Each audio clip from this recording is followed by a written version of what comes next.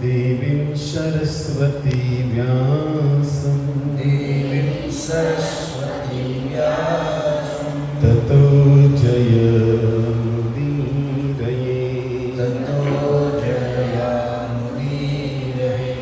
नष्टप्रायेषु भद्रेषु नित्यं भागवत सेवया भगवती उत्तम श्लोके भक्तिर्भवति नैष्ठिकीम् श्री गुरुवे गौरचन्द्राय श्री राधिकायै तदालये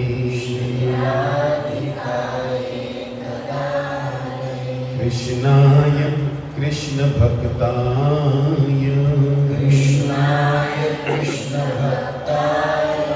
तद्भक्ताय नमो नमः।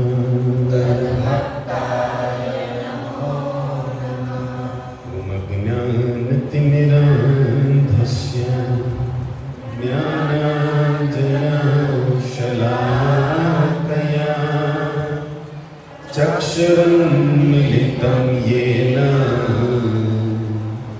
तस्मै श्री गुरुवे नमः।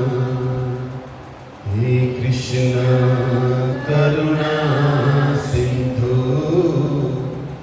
दीनबन्धु जगत्पते गोपेश गोपिकान्त राधाकान्त नमोस्तुते। तप्त काञ्चन गौराङ्गी राधे वृन्दावनेश्वरी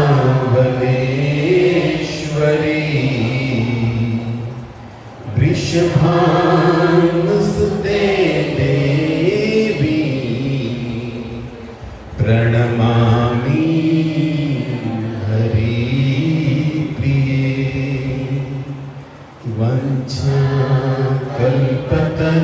वञ्चाकल्पतरोभ्यश्च कृपा सिन्धुभ्येव च पतितानां पावनेभ्यो वैष्णवेभ्यो नमो नमः। जय श्री कृष्ण चैतन्य प्रभु नित्यानंद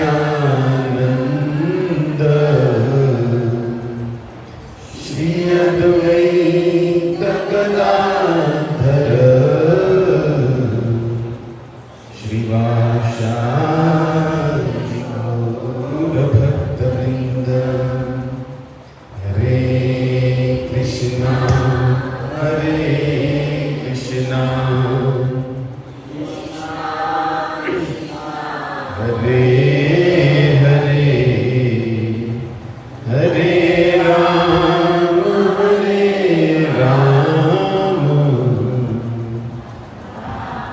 राम हरे हरे।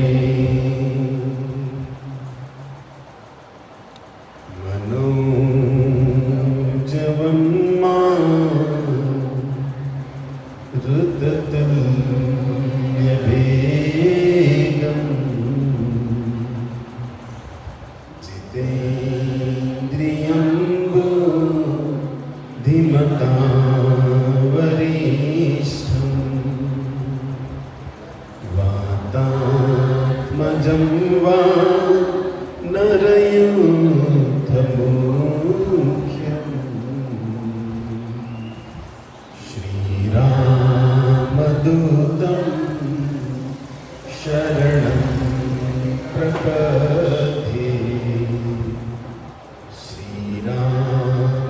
दूतं शरणं प्रपद्ये आनन्दलीला मय विग्रहाय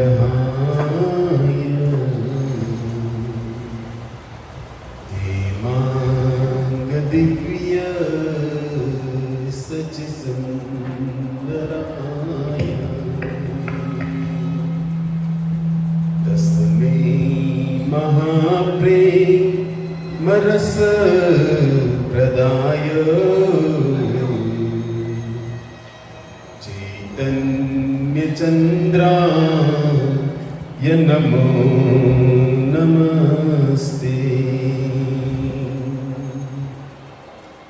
जय जय राधा रमण जय जय नवल किशोर जय गोपी चित चोर प्रभु जय जय माखन चोर हरे कृष्णा हरे कृष्णा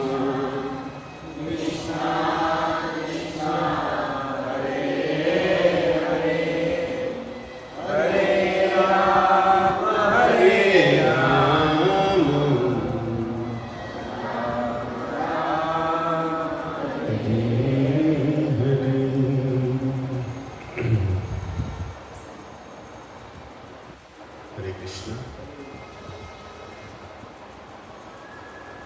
2 दिन पहले हम सभी ने बड़े ही प्रेम और उल्लास से अपनी भक्ति वर्धन करने हेतु श्री हनुमान जी का आविर्भाव दिन हनुमान जयंती उत्सव मनाया।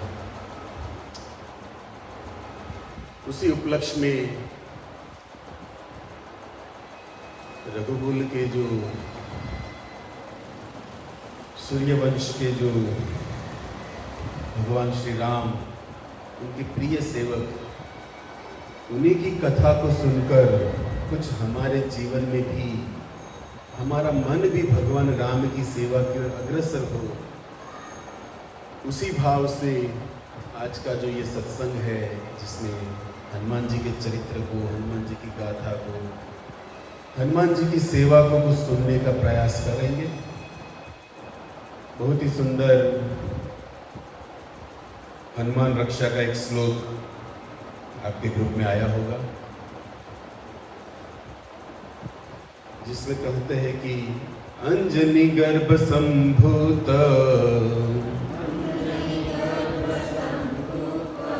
अंजनी गर्भ संभूत कपींद्र सचिवोत्तमम् कपींद्र सचिवोत्तमम् राम प्रिय नमस्तुभ्यं राम प्रिय नमस्तुभ्यं हनुमन रक्ष सर्वदा हनुमन रक्ष सर्वदा अंजनी गर्भ संभूत कपींद्र सचिवोत्तमम् राम प्रिय नमस्तुभ्यं हनुमन रक्ष सर्वदा अंजनी गर्भ संभूत कपींद्र सचिवोत्तमम् राम प्रिय नमस्तुभ्यं हनुमन रक्ष सर्वदा।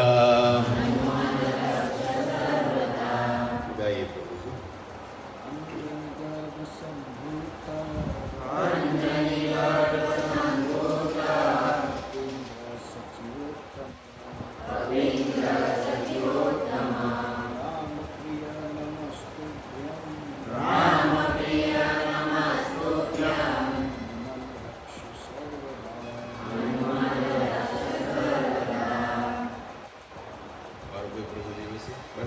श्लोक है।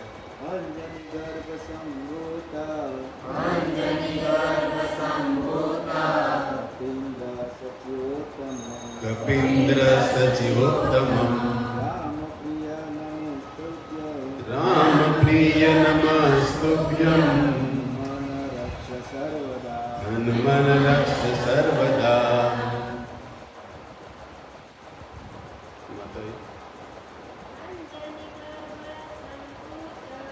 अंजनी गर्भ संभूता कपींद्र सचिवोत्तमम् राम प्रिय नमस्तुभ्यम् हनुमन रक्ष सर्वदा।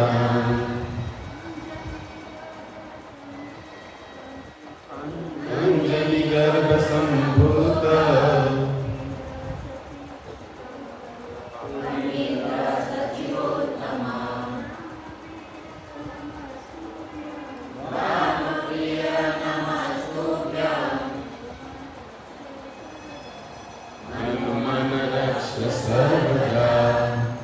बहुत ही सरल श्लोक है। इसका अनुवाद ऐसे ही आप समझ रहे हो, लेकिन फिर भी परंपरा युक्त माता अंजनी के गर्भ से प्रकट हुए और जो वानरराज सुग्रीव के मंत्री है और उनके मित्र भी है, और साथ साथ रघुपति नंदन भगवान श्री राम के प्रिय भी है और उनके सेवक भी है, ऐसे हनुमान जी सदा मेरी रक्षा करें। और ऐसे हनुमान जी को मैं प्रणाम करता हूँ। इस श्लोक का तात्पर्य है। तो 2 दिन पहले पूर्णिमा के दिन हमने श्री राम के प्रिय सेवक हनुमान जी का जन्म मनाया, लेकिन जैसे पहले राम उत्सव मनाया, तो पिछले मंगलवार को कहा था कि वास्तव में राम जन्म को मनाना अर्थात उस राम के विषय में सुनना, वैसे ही हनुमान जन्मोत्सव मनाना मतलब लाडवा खावा, खमण खावा, ये भी है, लेकिन वास्तविक जो है ये लाडवा खमण ये तो शरीर की बुद्धि के लिए है। भगवान राम जो हृदय में बैठे उसको प्रसन्न करने के लिए उस हनुमान की कथा को सुनना, ये हनुमान जन्मोत्सव है। तो यथामति यथा प्रयास आप सुने ही होंगे शनिवार के दिन हनुमान जी के चरित्र को, लेकिन फिर भी कुछ प्रयास करने का विचार भी था, मन भी था। प्रभु जी वैसे तो आपके सामने भागवत का श्लोक रखे थे, 4 स्कंद का जो चल रहा है, लेकिन उसको न लेते हुए हनुमान जी के विषय में कुछ सुनने का मन भी है और कहने की भी इच्छा है। तो श्लोक आपके सामने है जिसमें पहला शब्द है अंजनी गर्भ, मतलब हनुमान जी के जन्म के विषय में जहां पर बात हो गई। बड़ा ही सुंदर पवित्र हनुमान जी का जन्मोत्सव कथा है। हनुमान जी के वैसे तो 3 पिता की आप हनुमान चालीसा में देखते होंगे, शंकर सुवन, पवन सुत और केशरी नंदन। अब एक ही 3 पिता कैसे, ये भी संशय हो सकता है। तो माता अंजना जो थी, जहाँ पर पहला शब्द आपका श्लोक का है अंजनी, ये अंजनी कौन थी? कोई अंजना कहता है, कोई अंजनी कहता है, कौन थी ये? तब कहते हैं कि पूर्व जन्म के अंदर देवराज इंद्र की सभा में ये अप्सरा थी और छोटी सी आयु में, और इनका नाम था पुंजिका स्थली। जब अप्सरा थी स्वर्गलोक में, तब पूर्व जन्म इसका नाम क्या था? पुंजिका स्थली। और ये जब छोटी थी तब बड़ी ही सुंदर और स्वभाव से एकदम चंचल थी। छोटी सी आयु में जब ये पुंजिका स्थली ने देखा कि कोई तपस्वी साधु तपस्या कर रहा है वृक्ष के नीचे, तब छोटी है और मन चंचल भी है, स्वभाव भी आनंदमय वाला है, तो क्या कर रही थी कि जो तपस्या कर रहे थे वो साधु के रूप में नहीं तपस्या करेंगे, वानर का रूप बनाकर तपस्या कर रहे थे।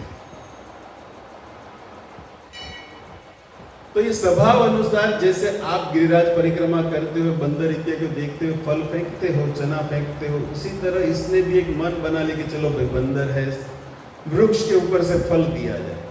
तो फल को फेंकने लगी। जो तपस्या में जो बंदर के रूप में साधु बैठे थे उस पर क्या कर रही है ये कुंजिका स्थली? फल को फेंक रही है। और जैसे ही फल को फेंका और जब लगा उस वानर शरीर में जो ऋषि तपस्या कर रहे थे, तब तपस्या भंग होने के कारण अपने निज स्वरूप में आ गए, ऋषि के रूप में आया। कुंजिका स्थली डर गई और तपस्या भंग होने के कारण उस ऋषि ने श्राप दे दिया कि आने वाले त्रेता युग में तुम पृथ्वी पर जाओगी और वहां पर जन्म लेने के बाद जब तुम्हारा किसी पुरुष के साथ प्रेम का संबंध बनेगा तब तुम्हारा मुख भी वानर का हो जाएगा, तुम भी वानरी बन जाओगे। जब ऋषि के मुख से श्राप निकल गया कुंजिका स्थली को, छोटी सी उम्र में श्राप लगा था लेकिन फिर भी बड़ी हुई, अप्सरा होते हुए, तब एक बार इंद्रदेव प्रसन्न हो गए और बोला कि मांग कुछ वर चाहिए। तो अप्सरा को बोला, लेकिन कुंजिका स्थली बोली कि मैं जब छोटी थी तब मुझे ये श्राप लगा है, इस श्राप से कोई मुक्ति का कारण इंद्रदेव आप बता सकते? अब इंद्र ने कहा कि ऋषि का श्राप है, जो तो होगा वो तो सकर्म के अनुसार लिखा होगा, लेकिन एक बात है, यदि भगवान शिव का अंश तुम्हारे गर्भ से प्रकट हो जाए तब तुम इस श्राप से मुक्त हो जाओगे। और समय आने पर वो कुंजिका स्थली जब त्रेता युग के अंदर इस पृथ्वी पर जन्म ली, तब मनुष्य के रूप में, आपने नाम सुना होगा भागवत और रामायण के अंदर अहल्या, गौतम ऋषि की पत्नी, उनकी गर्भ से ये कुंजिका स्थली मानव के रूप में, अंजना के रूप में प्रकट हुई।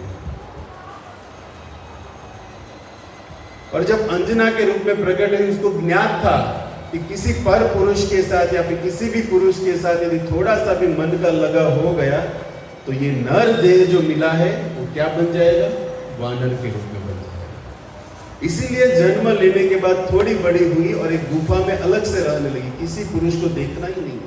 पुरुष को देखेंगे तब उसमें कुछ आसक्ति बनेगी ना, देखना ही नहीं किसी पुरुष को। और गुफा में अकेली रहती है कुंजिका स्थली, जो अभी अंजना के रूप में अहल्या गौतम ऋषि के यहाँ जो प्रकट हुई है। और अब हुआ क्या, जब ये यहाँ पर अकेली रहती थी, अब इंद्रदेव ने जो कहा था कि भगवान शिव का अंश यदि तुम्हारे गर्भ से प्रकट हो गया तब क्या होगा? तुम इस श्राप से मुक्त हो जाओगे। और ये अकेली जब उस गुफा के अंदर रहती थी, किसी पुरुष के मिलना नहीं, उसी समय एक बार भगवान शिव को इच्छा हुई और नारायण से मिलने के लिए गए। नारायण से कहा भगवान शिव ने कि हे प्रभु, मैंने आपके सब स्वरूप को देखा है, आपने जितने भी अवतार लिए हैं, नर रूप में हो, किसी भी रूप में आपने भगवान अवतार लिया, मैंने आपके सब अवतार का दर्शन किया है, लेकिन एक अवतार का दर्शन मोहिनी का बाकी है।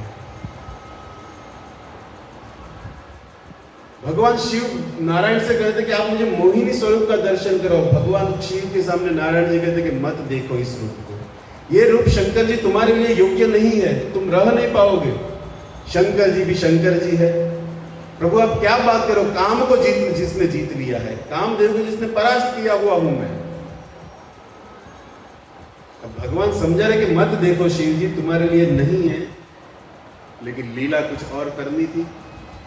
नहीं समझे भोले बाबा, और भगवान ने उसके सामने जो देव और दानवों को जो अमृत पिलाने के लिए भगवान मोहिनी सरकार बने थे, उसी तरह उस शिव जी के सामने पुनः भगवान मोहिनी रूप को जैसा ही अपना रूप बनाया नारायण ने, पर भगवान शिव रूप को देखकर आसक्त हो गए, भूल गए कि मैं शिव जी हूं, भूल गए कि नारायण मुझे दर्शन दे रहे मोहिनी के रूप का। लेकिन भगवान शिव का ये जो भगवान नारायण का जो ये मोहिनी अवतार जो रूप दिखाया, शिव जी भी रह नहीं पाए और आसक्त होकर भागने लगे मोहिनी के पीछे। और मोहिनी भी आगे भाग रहे, पीछे भगवान शिव भाग रहे हैं, और भागते भागते इतने आसक्त थे शिव जी का तेज गिरने लगा। जब शिव जी का तेज गिरा तब भगवान मोहिनी बने हुए नारायण अपने मूल स्वभाव में तुरंत आ गए और शिव जी का जो तेज था अपने हाथ में ले लिया और मन ही मन बोले कि यदि ये शिव जी का तेज यदि पृथ्वी पर गिर जाता तो अभी प्रलय हो सकता। नीचे नहीं गिरने दिया भगवान शिव के उस तेज को नारायण ने, मोहिनी स्वरूप छोड़ दिया। और तब भगवान शिव से कहा कि मैं आपको कहता था ये आपको देखने लायक कुछ बातें होती है जो सुनने लायक होती है, देखने का प्रयास नहीं करना चाहिए। लेकिन आप परम भक्त को माने नहीं, अभी आपका ये तेज गिरा है, तब क्या किया जाए? तब वो दोनों शिव और नारायण दोनों संत का स्वरूप धारण करते हुए इसी अंजना की और गुफा की ओर चले जहां पर ये अकेली रहती है। और आकर कहते दोनों संत, नारायण के हाथ में तेज है भगवान शिव का, और आकर दोनों कहते भिक्षान दी, जो साधु का स्वभाव होता है मधुकरी मांगना। और उस गुफा के बाहर आते हुए कहते कि भिक्षा दो, लेकिन अंदर से अंजना कहती कि मैं किसी पुरुष को देखती नहीं, भिक्षा चाहिए मैं दे देती हूँ, बाहर दे देती हूँ आप ले लेना, कच्चा सीधा दे दूँ, क्योंकि अंदर तो प्रवेश ही नहीं दूंगी, क्योंकि मैं किसी संत हो या पुरुष हो मैं किसी का दर्शन करती नहीं, किसी को देखती नहीं। अब किस तरह उस तेज को वहां पर दिया जाए? अंजना देखने के लिए मना कर रही है।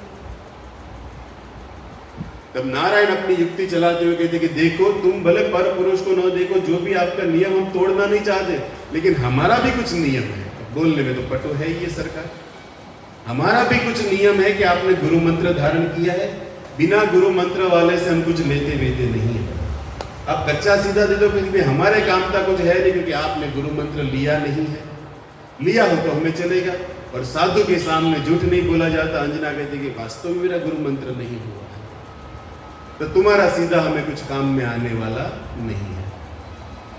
लेकिन एक प्रयास हो सकता है कि आप अभी मुझे गुरु मंत्र दे दो, लेकिन उसके लिए तो तुम अपना मुख तो दिखाना नहीं चाहती हो। लेकिन एक काम करो, मैं यहाँ पर कान रखती हूँ और दरवाजे की किवाड़ से आप मंत्र फूंक दो कान के अंदर, गुरु मंत्र हो जाएगा और हमारी भिक्षा भी स्वीकार कर लो।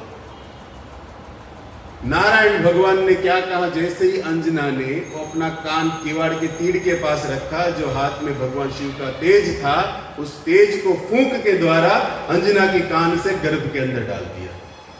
इसलिए एक नाम हुआ शंकर सुवन। भगवान शिव के जो अंश ये हनुमान जी के रूप में है। और पवन के साथ जब भगवान नारायण को उस तेज को अंदर डालना था कानों के माध्यम से, फूंक जब मारी, फूंक अर्थात पवन की बात है, पवन के द्वारा जो अंश गया, इसलिए पवन सुत भी कहलाते हैं। इस तरह वो गर्भ के अंदर भगवान शिव का जो तेज था, जो इंद्र ने कहा था कि यदि भगवान शिव का अंश तुम्हारे गर्भ में चला गया तभी श्राप से तुम मुक्त हो सकती है, इस तरह वो गर्भ के अंदर। लेकिन समय आने पर कुछ, जैसे अभी विवाह भी नहीं हुआ है, लेकिन फिर भी नव यौवन कहेंगे, कोई फर्क नहीं शरीर के अंदर, गर्भ अंदर है, फिर भी ये सब भगवान की लीला है। और जब वो अकेली, भगवान नारायण और शंकर तो इस तरह संत बनकर अपना काम बनाकर निकल गए, लेकिन जब वो अकेली रहती थी, लेकिन एक समय की बात है कि वो अंजना अपनी गुफा से बाहर निकालकर सब देख, कुछ कारण बाहर तो आएगी, स्त्री है, कुछ पानी लेने जो भी हो, जैसे ही बाहर निकली सामने दूर देखा तो एक बड़ा ही सुंदर वो युवक जो था नव यौवन वाला, वो एक शेर के साथ लड़ रहा था, शेर के साथ जिसकी लड़ाई हो रही थी। और इतना पराक्रम देखकर 2 मिनट के लिए भी आंखें क्या लग गई उस पुरुष पर, उसका मन उसकी ओर जाने लगा। अब देखा नहीं है, दूर है, बात भी नहीं हुई है, लेकिन थोड़ा से आभा, जैसे दूर आप देखो तो दिखाई देता है कि कोई आदमी खड़ा है, पूर्ण उसका चरित्र नहीं दिखाई देगा, दूरी इतनी थी, लेकिन फिर भी मन उसके पराक्रम को देखकर शेर के साथ लड़ रहा है। और नाना तो सर्कस में कोई नानुम तो करते तो આપણે 2 મિનિટ સોટી જતા હોય આંખ્યું રાખી, અહીં તો શેર અરે સાક્ષાત એક નાનું તો બાળક રમતો એમ શેરને રમાડતો હતો। वो दृश्य को देखने के लिए रुक गई और रुकते रुकते मन धीरे धीरे उस पुरुष के अंदर आसक्त होने लगा। और जैसे ही मन आसक्त हुआ, उस ऋषि का श्राप कि जिस समय किसी पुरुष के अंदर तुम्हारा प्रेम से मन लग गया, शरीर वानर का हो गया, उसका मुख जो अंजना थी वो वानर के रूप में हो गई, वानरी कर गई मतलब। और जब उस युवक नजदीक आया और नजदीक आकर बात की और देखा कि अब जब वो पास में आया तब अंजना देखकर अचंभित रह गई। जब उसने देखा तब तो एक पुरुष था, लेकिन वो धीरे धीरे पास आया तो वो भी वानर जैसा दिख रहा था। तब हनुमान ये अंजना जो वानरी बनी वो कहती है कि मेरा तो ये जो दृश्यता हो गया, ऐसा श्राप था, इसके कारण मैं तो वानरी बन गई। मैंने आपको देखा था कि आप पुरुष के रूप में लड़ रहे थे, लेकिन अभी आपका मुख वानर जैसा क्यों दिख रहा है? तब अपना परिचय देते हुए गए थे कि मैं केसरी नंदन, हनुमान के जो पिता, उसकी बात हो रही है। मैं केसरी नंदन हूँ, वानरराज केसरी हूँ, और मैं इच्छा अनुसार कभी मनुष्य भी बन सकता हूँ, कभी वानर भी बन सकता हूँ। ये वरदान है उनको। तो इस तरह उस वानर के रूप को देखकर, और साथ साथ तो ऋषि ने वो भी आशीर्वाद दिया था कि तू वानर जब बन जाएगी, लेकिन तेरे शरीर की आभा कम नहीं होगी, तेरा रूप सौंदर्य उससे भी ज्यादा हो जाएगा।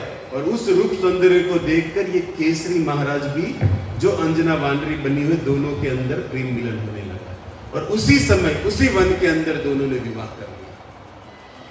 अब जब विवाह हो गया, कितने साल हो गए, कोई संतान की इच्छा, लेकिन संतान हो नहीं रही है, तब दोनों ने मिलकर मतंग ऋषि, जो पंपा सरोवर के पास जो बैठते हैं, जो आश्रम है पंपा सरोवर, मतंग ऋषि के पास जाकर दोनों निवेदन करते कि जन्म विवाह तो हो गया, लेकिन संतान नहीं है, संतान के कुछ।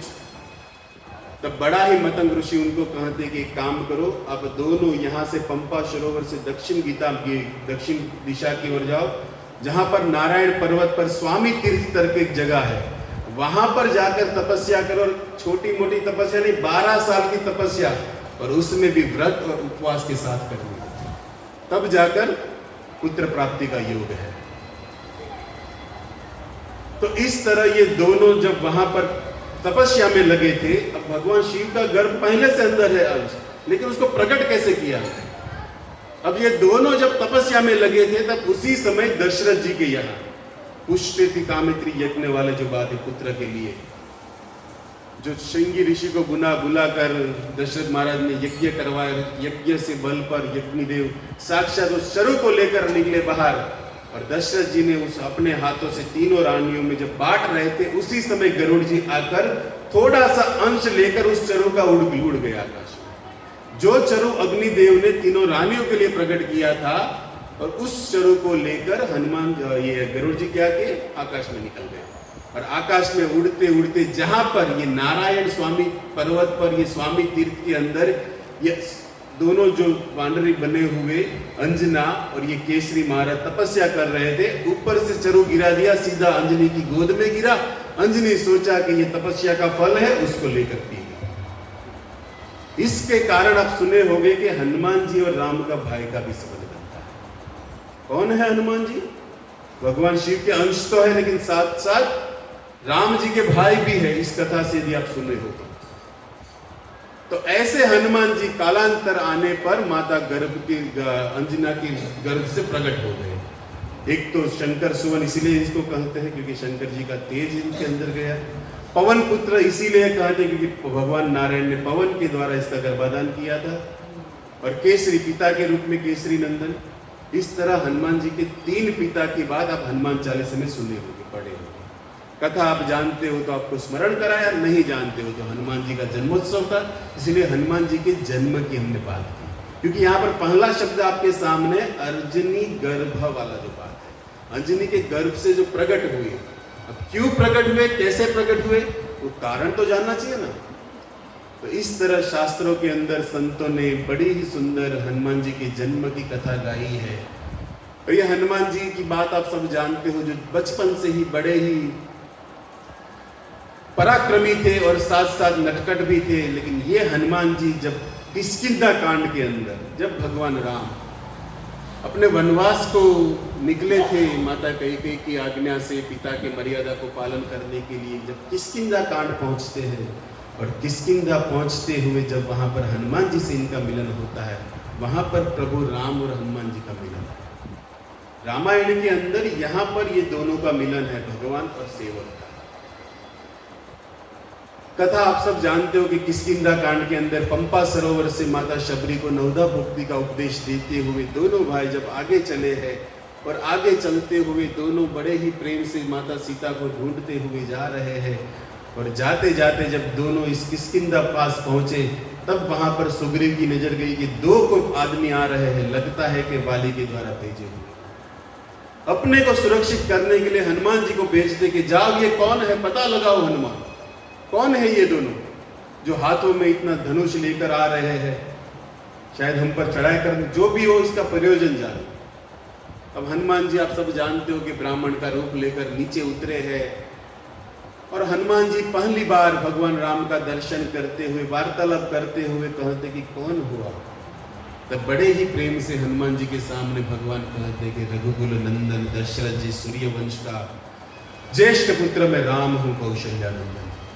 और जैसे ही भगवान के मुख से सुना कि कौशल्यानंदन दशरथ नंदन राम हो, हनुमान जी अपने स्वरूप में आ गए ब्राह्मण से और सीधा हनुमान जी राम के चरणों में गिर गए। और हनुमान जी को भगवान उठाते हुए गले से लगाते हुए पूरा वृतांत सुनाया कि देखिए इस तरह मैं निकला हूँ सीता की सुधि के लिए। और उसके बाद हनुमान जी किष्किंधा कांड के अंदर सुग्रीव और राम का मिलन कराते हैं गुरु के रूप में। और सुग्रीव के द्वारा मिलन करने पर सुग्रीव भी अपना जो था बालिका वध इत्यादि सब कथा किष्किंधा कांड के अंदर है। और जब सुग्रीव के साथ मित्रता राम ने की और सुग्रीव के मित्रता के द्वारा जब सीता सुधि के लिए जाना था, तब सुग्रीव महाराज अपनी सभी वानर टीम को 4 भागों में विभाजित करते हैं। जैसे हमारे भारत के 4 जो कोने हैं, उसी तरह हनुमान जी, जामवंत जी, नल, नील, ये सभी दल जो बना था वो दक्षिण भारत की ओर चला सीता सुधि के लिए। केसरी महाराज वो सब इत्यादि टीम थी उत्तर के ऊपर की ओर गई। इस तरह चारों दिशा में माता सीता को ढूंढने के लिए सुग्रीव महाराज ने भेजा है सभी वानरों। अब हुआ ये कि जब दक्षिण भारत की ओर आए ये पूरी टीम, जिसमें हनुमान जी प्रमुख थे, जामवंत भी थे, नल, नील, अंगद, सभी वानर, एक से बड़े एक योद्धा है। और ये जब दक्षिण भारत की ओर आए लेकिन कहीं पर भी सीता मिल नहीं रही है, तब दक्षिण भारत के किनारे आकर जो आज का रामेश्वर आप दर्शन करते हो, वहां पर आकर सब निराश होकर बैठे। तब वहां पर संपत्ति से उनकी मुलाकात होती है, जो जटायु के बड़े भाई थे। और वो वहां पर उस समय कहते हैं जामवंत जी को कि मैं जानता हूं माता सीता कहाँ है, क्योंकि गिद्ध की जो दृष्टि होती है लंबे तक वो देख सकता है। मैं अब भले बूढ़ा हो गया लेकिन मेरी आंखों की तेज बता रहा है कि यहां से 100 ओजन पार ये जो समुद्र है वहां पर माता सीता को रावण लेकर गया है। मतलब सीता जो है लंका में है। इस तरह सीता जी का पता वहां पर दिखाते हैं। लेकिन ये कहते हैं संपत्ति के मैं अभी मैं जा तो सकता हूँ, उड़ तो सकता हूँ, लेकिन अभी मैं क्या हूँ, क्षीण हूँ, शक्ति नहीं है, बूढ़ा हो गया। तब प्रश्न बन रहा है वहां पर कि इस समुद्र को लांघ कर जाएगा कौन। एक बात आपको बता दूं भक्तों कि जब भगवान इस पूरा दल जब जा रहा था दक्षिण भारत की ओर, इस टीम को जब नियुक्त किया सुग्रीव महाराज ने, तब बड़े ही प्रेम से हनुमान जी को राम जी ने बुलाया था। और बुलाते हुए कहते हैं कि पाछे पवन तनय सिरुनावा जानी काज प्रभु निकट बुलावा। बड़े ही प्रेम से हनुमान जी को, सब दल खड़ा है, सब जाने के लिए तैयार है दक्षिण भारत की ओर, लेकिन बड़े ही प्रेम से हनुमान जी को भगवान राम बुलाते कि राम कहते कि यहाँ आओ। परशाशीष सरो रूह पानी कर मुद्रिका दीन्ही जन जानी। प्रेम से बुलाया हनुमान जी को, निकट बुलाया और निकट बुलाकर उस हनुमान जी को अपने पास बिठाया और पास बिठाकर भगवान का जो कर कमल जिसमें सभी शक्ति प्रदान है उस हनुमान जी के सर पर हाथ फिराते हुए कहते कि हे हनुमान, ये मेरी जो अंगूठी है जब जानकी से मिलो तब उसको परिचय के रूप में देना। किसी को इस बात का पता नहीं था कि हनुमान जी को क्यों पास बुलाया, क्योंकि भगवान को भरोसा था कि हनुमान जो जा रहा है, वरना मुद्रिका किसी और को भी दे सकते थे। क्यों हनुमान जी को दी? क्योंकि भगवान जानते थे राम प्रिय नमस्तुभ्यम। सब ऐसा कौन जगत में काम जो नहीं, इस रामायण के अंदर को जो काम भगवान राम नहीं कर पाए वो काम हनुमान ने किया। ईश्वर होते हुए भी खड़े रह गए और भगवान राम के सभी कार्यों को पार करने वाले हनुमान जी को पास बुलाकर ये मुद्रिका दी के जाओ हनुमान। मतलब पहले से ही आशीर्वाद दे रहे, सरोरूह, जब अपना सिर पर भगवान राम अपना हाथ घुमा रहे हनुमान जी पर, मतलब आशीर्वाद दे के विजयी भव वाली बात भी है। क्योंकि अमृत जिसकी आंखों में, उस शरीर में हाथ जो घूम रहा है, और ऐसे हनुमान जी जब यहाँ पर साथ में है और एक चिंता, सभी एक वातावरण है कि कौन जाएगा कौन जाएगा, सब वानरों की दृष्टि जामवन की ओर गई, क्योंकि मुखिया मेन थे। जामवन ने कहा कि जब नारायण ने वामन अवतार लिया था तब एक बात थी कि मेरे शक्ति थी कि उसी समय में कुछ क्षणों में, जब भगवान वामन बने थे, कुछ ही क्षणों में 3 बार पूरे ब्रह्मांड की परिक्रमा मैंने कर ली थी।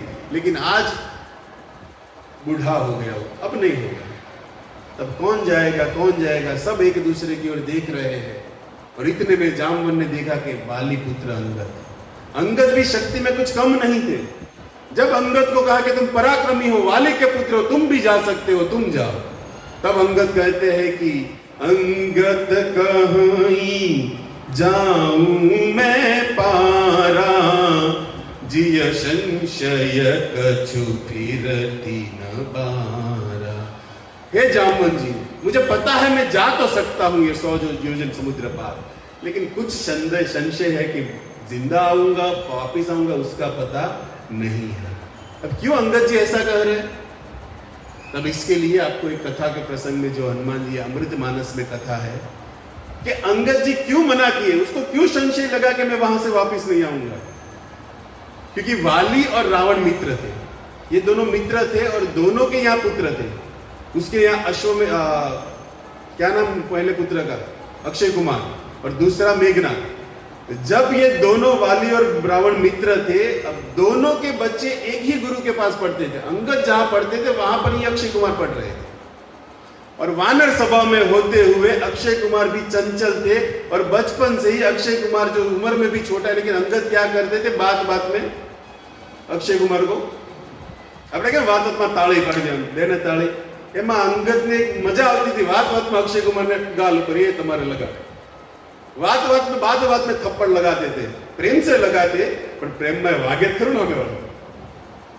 एक परम प्रकाश बाबू हम बधाने मारता थे, मैंने जोर मैं प्रभु जी वाग्यो था कि એટલે જ મારું સ્કૂલે, और क्या समझू, पर मित्रता में सब चलता है। अब यहाँ पर मित्रता में मारा जा रहा है, पर उसको लगता तो होगा ना। तब उसने क्या किया, अब ये अंगद सुधरने वाले तो नहीं है, उम्र में भी थोड़े बड़े, गुरु के पास जाकर सीधा कंप्लेंट डाल दिया, एक सजेशन बॉक्स। और उसी तरह गुरुकुल में भी था, जिसको जो तकलीफ हो अमुक नाम हाँ में न लेवाते, चिट्ठी में लेकिन नाखवा पड़ता हो। चिट्ठी डाल दी कि अंगद प्रतिदिन बात बात में थप्पड़ लगा देता है, हो जाएगा। पर क्या हुआ ना, रावण ही आक्रोश, कौन है क्यों? गुरु ने कहा कि कौन अंगद मार रहा है, हाँ। तब अंगद को बुलाकर वार्निंग देते हुए कि आज के बाद यदि तुमने अक्षय कुमार को हाथ भी लगाया, उसी समय तुम्हारी मृत्यु हो जाएगी। अब अंगद जी इसीलिए यहां नहीं जा रहे, क्योंकि तब से अंगद जी क्या कहते थे, अक्षय कुमार से अपनी दूरी बनाकर रखते थे, पास नहीं जाना है अंगद जी। इसीलिए यहां पर कह रहे कि संशय है मुझे, क्योंकि जिस अशोक जा रहा हूं लावन की लंका में सीता को ढूंढने, वहां अक्षय कुमार भी तो है ना, यदि उसके साथ पाला पड़ गया, संशय फिर ही न पा, मैं वापिस आने का इसीलिए मुझे संदेह है। अब देखिए तुलसीदास जी ने हनुमान जी के लिए क्या कहा है, ज्ञानी नाम अग्रगण्य। हनुमान जी के लिए आप श्लोक सुने हो, अतुलित बल धाम वाला जो श्लोक है, उसमें एक शब्द है ज्ञानी नाम अग्रगण्य। हनुमान जी क्यों ज्ञानों में सबसे बड़े हैं?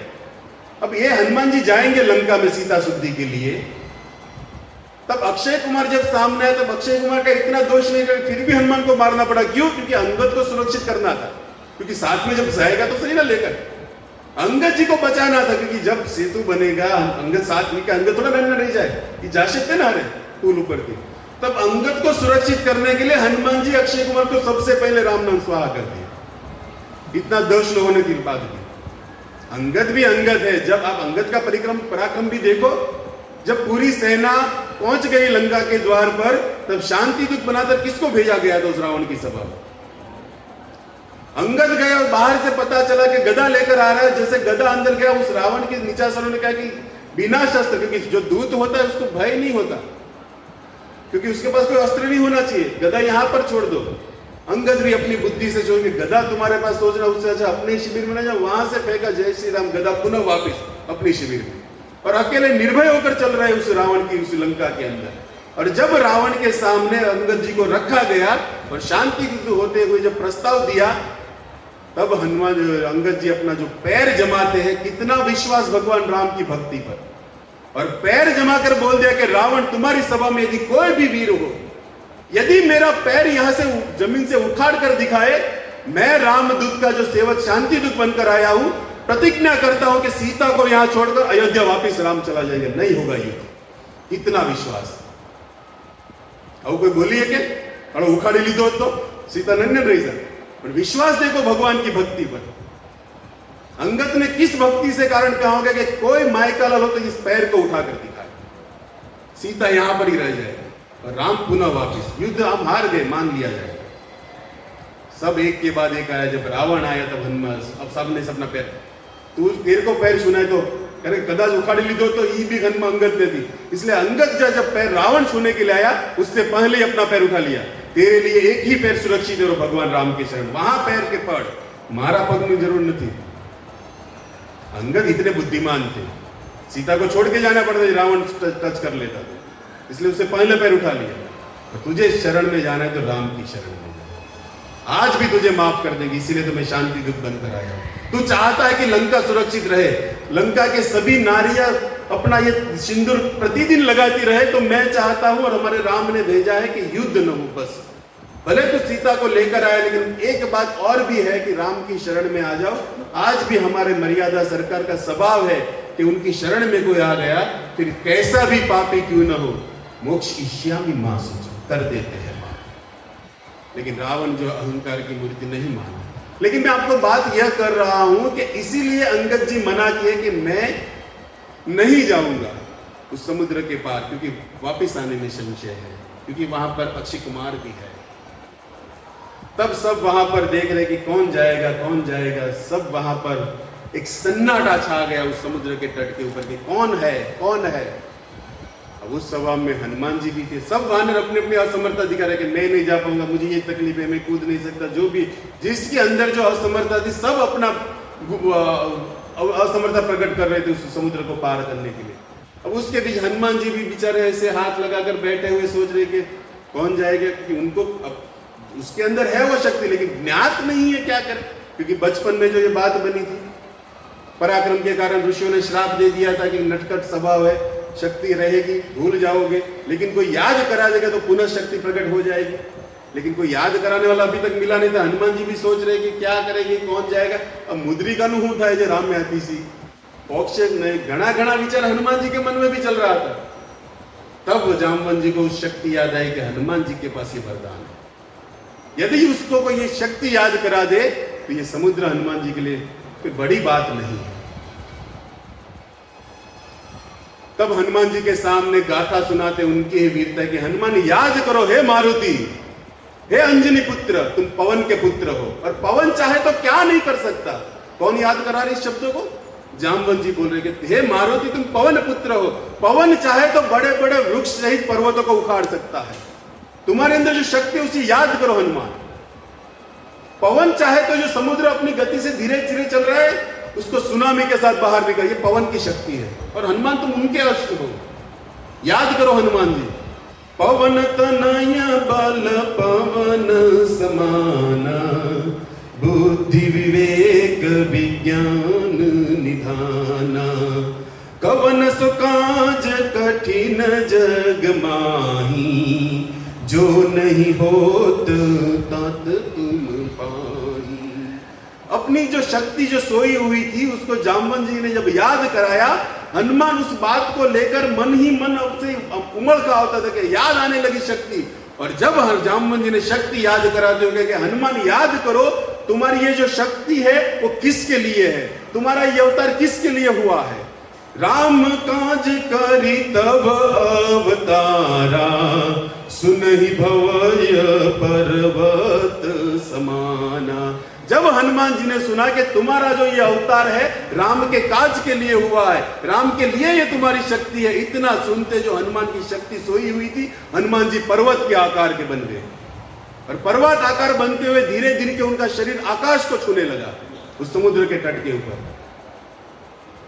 और जब समुद्र को शरीर छू रहा, आकाश को शरीर छू रहा था, तब हनुमान जी बड़े ही एकदम सिंह की तरह गर्जना करते हुए अपने आप को घूटन के बल पर ले लिए और जिस पर्वत पर हनुमान जी घुटन के बल पर बैठे थे और जब उनको छलांग लगानी थी तब उस पर्वत के ऊपर घुटन पर जो अपना वजन था इतना उस पर्वत पर वजन दिया, पर्वत चला गया समुद्र में, हनुमान जी आकाश में छलांग मारकर निकल गए।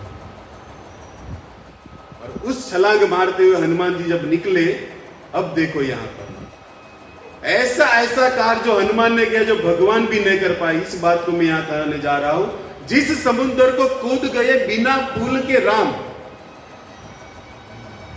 जिस समुद्र को लांग सके ना बिना पुल के राम, वही समुद्र लांगे हनुमान लेकर राम का नाम। अब राम वही है, लेकिन उनको जब इस समुद्र पार करना था तब वानरों की सहायता से सेतु बांधना पड़ा।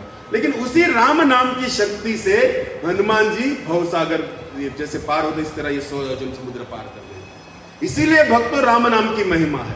हम हमारे जीवन जैसे हनुमान जी समुद्र को पार किए, उनके लिए कोई बड़ी बात नहीं है, हमारे लिए बड़ी बात है इस भवसागर को पार करना। वो तो हनुमान थे, कर देंगे, भगवान शिव का अंश है, उनके लिए क्या कठिन है इस जग के अंदर। लेकिन हमारे लिए कठिनता है इस भवसागर को पार करना, और कहीं जन्मों से नहीं कर पाए, इसीलिए तो यहां पर बैठे हैं। और ये पार कराने वाला कोई कलयुग का कोई आधार है? कलयुग केवल नाम आधारा, सिमिर सिमिर नर उतरे पारा। इस भव सागर को पार करने की कलयुग की एक ही औषधि है, इस राम नाम का जप करना, इस राम नाम को गाना। और जिस तरह हनुमान जी आकाश में छलांग लगाकर निकल गए, मन के अंदर राम स्मरण हो रहा है, सीता राम राम राम सीता राम राम राम सीता राम राम राम सीता राम राम राम। हनुमान जी जा रहे हैं आकाश मार्ग से, मन में एक ही नाम, राम राम सीता राम राम राम सीता राम राम राम सीता राम राम राम सीता राम राम राम। इसी नाम से हम भी भवसागर पार कर रहे हैं। सीता राम राम राम सीता राम राम राम सीता राम राम सीता राम राम राम सीता राम राम राम सीता राम राम राम सीता राम राम राम सीता राम राम राम सीता राम राम राम सीता राम राम राम सीता राम राम राम राजा राम राम राम राजा राम राम राम राजा राम राम राम राजा राम राम राम राजा राम राम राम राजा राम राम राम राजा राम राम राम राजा राम राम। जिस तरह हनुमान जी आकाश मार्ग से मन के अंदर भगवान नाम स्मरण करते हुए जा रहे, कितने कितने विघ्न आए समुद्र को पार करने में हनुमान जी को, लेकिन फिर भी उस हनुमान जी की गति रुकी नहीं। क्यों? क्योंकि मन के अंदर अखंड हरि नाम राम स्मरण चल रहा है। उसी तरह भक्तों शिक्षा यह है कि मन के अंदर राम नाम का स्मरण है, संसार के कितने भी विघ्न आ जाए व्यक्ति की गति रुकती नहीं, वो भगवत चरण तक जाके ही रुकेगी। विघ्न हमारे जीवन में कम नहीं आएंगे, लेकिन मन के अंदर राम नाम चालू है तो ये भक्ति लता बीज को कोई रोक नहीं सकता भगवान श्री कृष्ण की चरण तक पहुंचाने के लिए, क्योंकि कलयुग की औषधि है। इस तरह हनुमान जी जा रहे हैं, और हनुमान जी की जो गति पवन की तरह है उस पर विचार करते हैं। तुलसीदास जी लिख दिए कि जिन्हि अमोघ रघुपति कर बाणा, एहि बाती चलहु हनुमाना। जिस तरह प्रभु राम का जो बाण है, जो अमोघ है, एक बार उस सारंग से बाण निकल गया फिर अपना कार्य सिद्ध करके ही रहता है, उसी तरह हनुमान जी की गति निकली है आज, अपना कार्य सिद्ध करके ही वापिस आएंगे। इस तरह हनुमान जी उस रावण की लंका में जब पहुंचे हैं, और आप सब जानते हो कि वहां पर हनुमान जी ने अशोक वाटिका के अंदर माता सीता को जो भगवान राम की दिव्य मुद्रिका देते हुए कहीं कहीं वानरों का वध किया, और जब ब्रह्मास्त्र के द्वारा जब अपना स्वयं बंधन को स्वीकार किया और रावण की सभा में जब गए हनुमान जी, तब रावण की सभा के अंदर का जो दृश्य, अब देखो एक है विद्वान और एक है विद्वान। हनुमान चालीसा के अंदर राम जी के लिए क्या शब्द है? विद्यावान गुणयति चातुर। एक विद्वान है और एक विद्यावान है।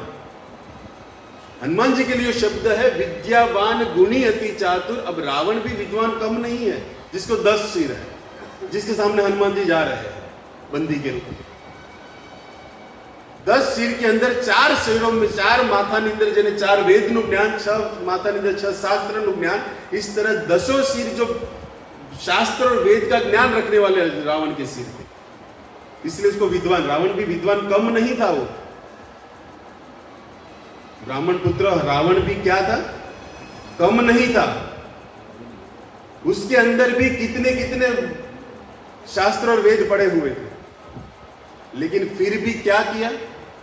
अब देखो यहां पर शिक्षा ये संत लोग देते कि जिसके अंदर विद्या होती है उसके अंदर अहंकार रूपी रावण चलता है, और अहंकार रूपी रावण दूसरों की शांति रूपी सीता को रहने नहीं देता। यानी कि मने ज्ञान में अभिमान से लोग तुम्हारी शांति रहवा नहीं दो। और इसी कारण जगत के अंदर लोग ज्ञान के अहंकार से अपना ही पतन खुद करते हैं। एक होता है ज्ञानमय कथा और एक होती है लीलामय कथा। यदि आप ज्ञान के मय के ऊपर कथा करने जाओगे, ज्ञान को लेकर उपदेश देने जाओगे, तो जीवन के अंदर कहीं ना कहीं आप अपने आप को सर्वश्रेष्ठ मानते हुए सुनने वाले को आप इतनी कदर नहीं करोगे। लेकिन यदि आप भगवान की लीला कथा पर आपका वाक्य है, उस पर आपकी मधुरता से कथा चल रही है, तब उपदेश का तो प्रश्न ही नहीं है, केवल प्रेम ही बरसेगा। तो ज्ञान के अहंकार से लोग आज समाज के अंदर न बोलने वाले शब्द व्यासपीठ से बोलते हैं। क्यों? क्योंकि अहंकार इतना है ज्ञान के भीतर। तो यहां पर ऐसा अहंकार रूपी हमारा जो ज्ञान, कुछ जो श्लोक आ जाए तो अपने को ज्ञानी नाम अग्रगण्य मत समझिए, ये तो शुरुआत है। और इस ज्ञान को जिसने पचा लिया वो विद्वान हनुमान जी है। विद्यावान गुणी चातुर इसलिए कहा गया। हनुमान जी के पास कम ज्ञान था, भगवान शिव के जो अंश है कम ज्ञान होगा, लेकिन वो हनुमान जी बंदी के रूप में जब रावण की सभा में गए, तब देखा कि यहां पर तो सूर्य चंद्र इत्यादि सब महाराज खड़े हैं, देवता लोग लाइन में, क्योंकि हनुमान रावण का प्रताप इतना था। मानस में तो वर्णन के कोई वहां पर झाड़ू पोता इत्यादि करता है। जब हनुमान जी उस सभा में गए तब वैसे लोगों के लिए अदृश्य था, लेकिन हनुमान जी देख रहे कि सब यहाँ पर मूर्ति के रूप में साक्षात देवता लोग ही अपनी अपनी लाइन में खड़े हैं। सबको रावण ने बांध कर रखा था, इतना प्रताप था इस रावण का, कम नहीं था ये। रावण जब चलता था तब क्या होता था, ये धरती डोलने लगती थी। उस रावण के सामने जब हनुमान जी गए, जब हनुमान जी के अपने दोनों हाथ बांधे, मतलब वैसे बंधन में थे और हाथों से प्रणाम था।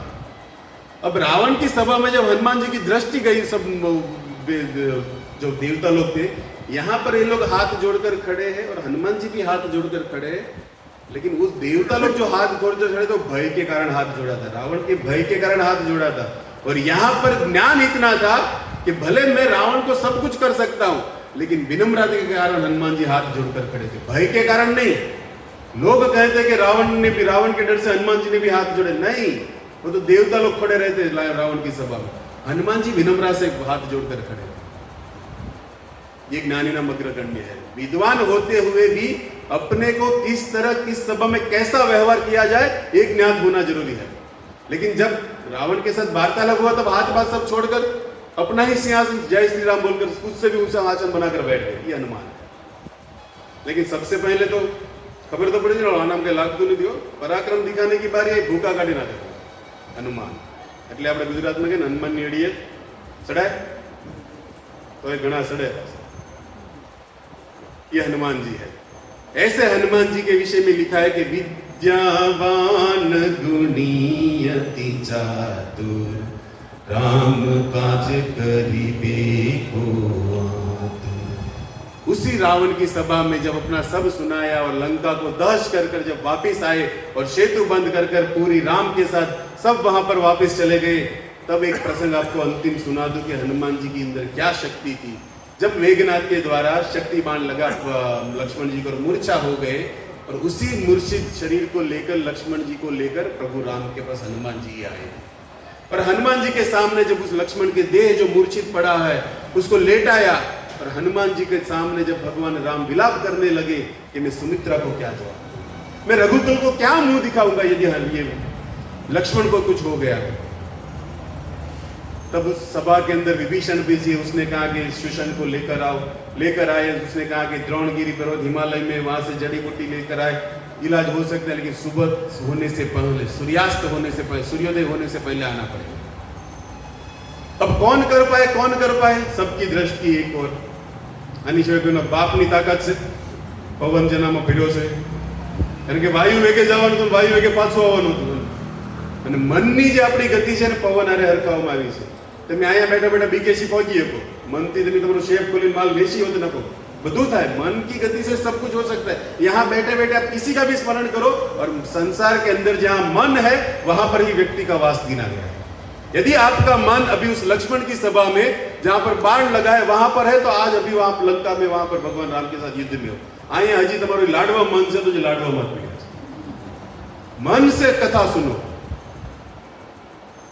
तो बात यह है कि जब वो सब हनुमान जी की ओर दृष्टि कर कर बैठे, तब हनुमान जी कहे कि फावट से अपन तुम हमें जो समझी के मारे जाओ, हमें कर जोए तो समझे न।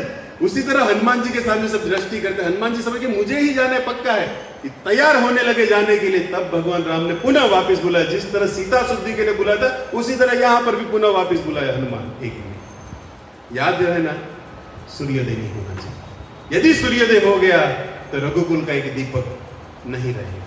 और मैं क्या वापस जाकर कहूंगा सुमित्रा से, इसलिए हनुमान निवेदन करता हूं कि सूर्य उदय मत होने दें। तब हनुमान जी कहते कि भगवान राम विश्वास रखो, चिंता मत करो। आपको पता नहीं, आपने शायद मेरी बचपन की लीला नहीं सुनी क्या? बाल समय रवि भक्ष लियो तब तीनहु लोक भयो अजिया। आपको पता नहीं, सूर्य यदि उदित हो गया फिर भी उदित नहीं, क्योंकि मुझे बचपन से प्रयास इसको खाने का। मैं उधर गया हिमालय में, यदि यहां आने में देर हो, क्योंकि लंका से भारत जाना, हिमालय जाना, यदि मानो देर हो गई, चिंता मत करो, इसको खाने की आदत है मुझे, 2-4 महीने नहीं उगने दूंगा इसको। कल सुबह की क्या बात करते हैं, पराक्रम देखो इसका, मुझे प्रैक्टिस है प्रभु, चिंता मत करो, सूर्य नहीं उदित होगा, उदित हो गया तो निकल जाऊंगा। हनुमान जी गए और जब उस पूरी द्रोणगिरी पर्वत पे जब उठाकर लेकर आ गए, जो जड़ी बूटी के रूप में थोड़ा, लेकिन होलसेल के जो व्यापारी है लेकर आए रहे थे, तब उसी हनुमान जी जब नंदीग्राम के ऊपर से जा रहे थे पर्वत को लेकर, जहां पर भरत महाराज भगवान राम के उस चरण पादुका को रखकर जहां पर सेवा दे रहे हैं। भरत भी भरत है, इसीलिए तो रघुकुल नंदन को कहना पड़ा कि तुम मम प्रिय भरत सम। भरत जैसा कोई प्रेमी नहीं है, इसलिए हनुमान जी को कहता है कि जितना भरत मुझे प्रिय है हनुमान, उतना तुम मुझे प्रिय हो। कि भरत भरत है। जिस भरत के विषय में आप त्रिवेणी गए हो, गंगा यमुना सरस्वती प्रयाग जाकर आए, उस प्रयाग ने भी अपनी वाचा फूटी थी।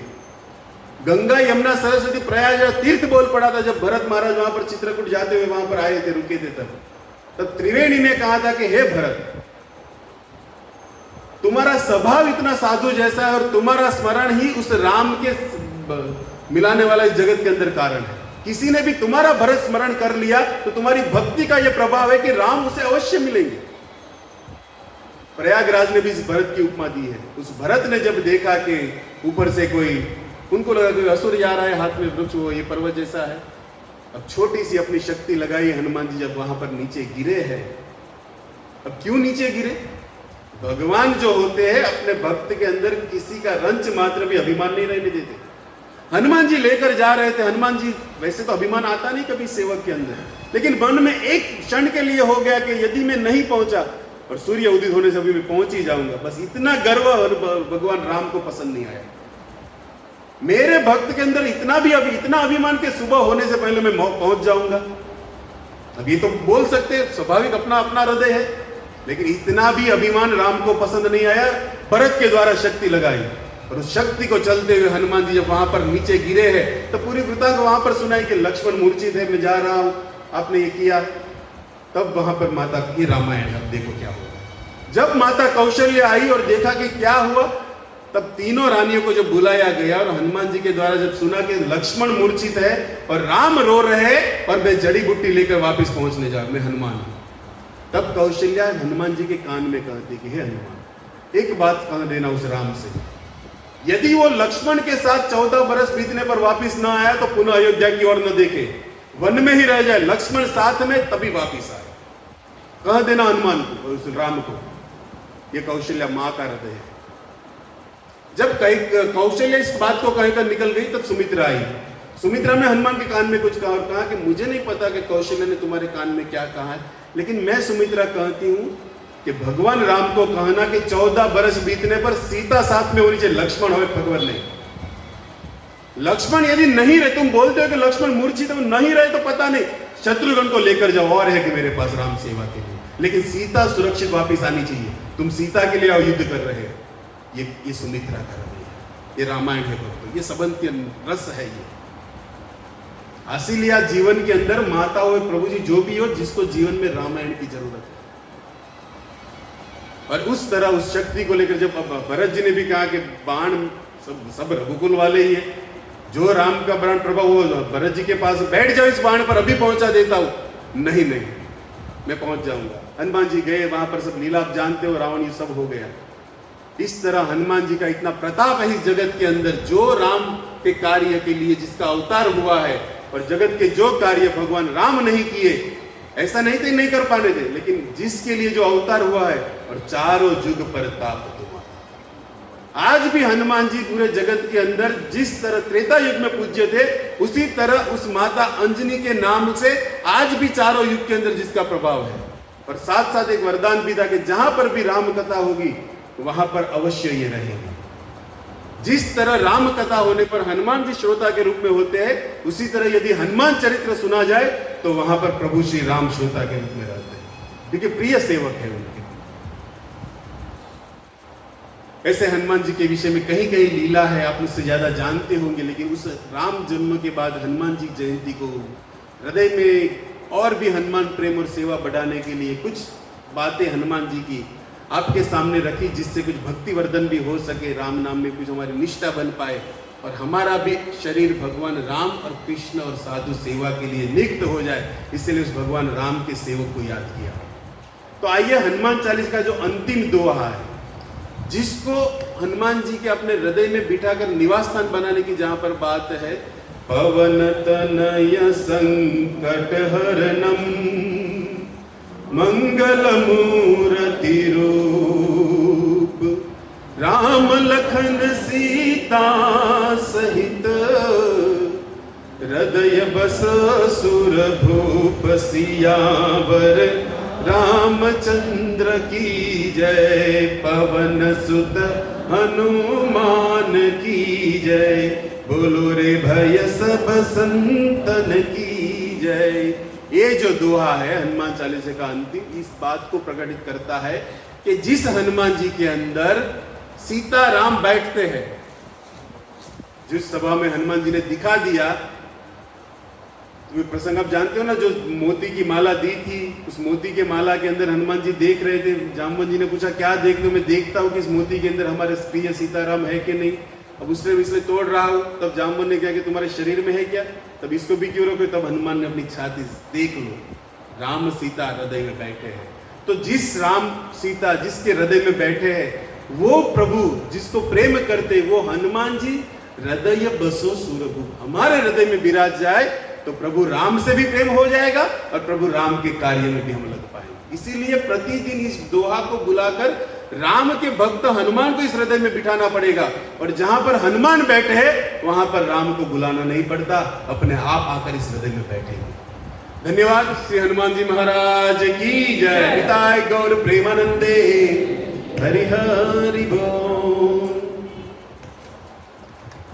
हरे कृष्णा कृष्णा कृष्णा हरे हरे राम राम राम। આપણે મહામંત્રથી વિવાદન કરીશું। હરે કૃષ્ણા કૃષ્ણા કૃષ્ણા હરે હરે હરે રામ રામ રામ હરે હરે। પ્રભુજીએ હનુમાનજી વિશે આપણે બતાવ્યું કે જીમી અમોઘ રામ કર બાના, જેવી રીતે ભગવાન રામનું બાણ અમોઘ છે ને નારદજીના દર્શન અમોઘ છે ને ત્રીજી ભગવાનની ભક્તિ અમોઘ છે। એવા હનુમાનજી મહારાજની આપણે આંખોથી એમની લીલા ચરિત્રના દર્શન પ્રભુજીએ કરાવ્યા। તો આ વાત પર એક પ્રસંગ યાદ આવે છે કે હનુમાનજી મહારાજ જ્યારે લંકામાં સીતા માતાની ખોજ કરવા ગયા અને પછી ત્યાં સીતા માતાજીને મળીને પછી મુદ્રિકા આપીને એનો ચૂડામણી લઈને ભગવાન રામ પાસે આવે છે. ત્યારે આ કથા શિવજી પાર્વતીને કહે છે અને એ ત્યારે કે એક ચોપાઈ બહુ પ્રસિદ્ધ ચોપાઈ છે. કુમારામ સ્વભાવ જેહી જાના તાહે તજી આર કચુના ભાવા. જ્યારે એક વાત ઉપર વિચાર્યો કે ભગવાન રામે હનુમાન દાદાને જ હું કામ અંગૂઠી આપી. કેટલા કથામાંથી મેં રામકથામાં સાંભળ્યું છે કે અબજો અબજો કરોડોની કરતાંય વધારે વાનર સેના હતી. એમાંથી મુદ્રિકા પ્રભુ શ્રી રામે હનુમાનજી મહારાજને જ કેમ આપી, બીજાને કેમ નહીં? કેમ કે ભગવાન એમના શુદ્ધ ભક્તો હોય ને એનો મહિમા પ્રગટ કરાવવા માંગતા હોય છે, એટલે હનુમાનજી મહારાજને એને આપી. અને એટલે શિવજી પાર્વતીજીને કહે છે કે જે ભગવાન રામનો સ્વભાવ જાણી જાય છે ને એના ભક્તો પ્રત્યે, તો એ એની ભક્તિ સિવાય કાંઈ બીજું કરતા નથી. તો ખૂબ ખૂબ ધન્યવાદ. પ્રસાદ રેડી છે પ્રભુજી? તો આપણને નીલકંઠ પ્રભુએ જે ભગવાનના એવા શુદ્ધ ભક્ત હનુમાનજી મહારાજનું આપણને જીવન ચરિત્ર જે સંક્ષેપમાં આપણે સંભળાવ્યું. આપણે ક્યારેક એવો પ્રોગ્રામ રાખ્યું કે હનુમાન કથા કરે પ્રભુજી, તો મજા આવશે. ભૂત્યા તમે વિડીયો ઝડપી લો, હનુમાન દાદાને માનો છો ને? આપણે નીલકંઠ પ્રભુની હનુમાન કથા કરાવવાની છે, તમે કેમ તારે કરશી?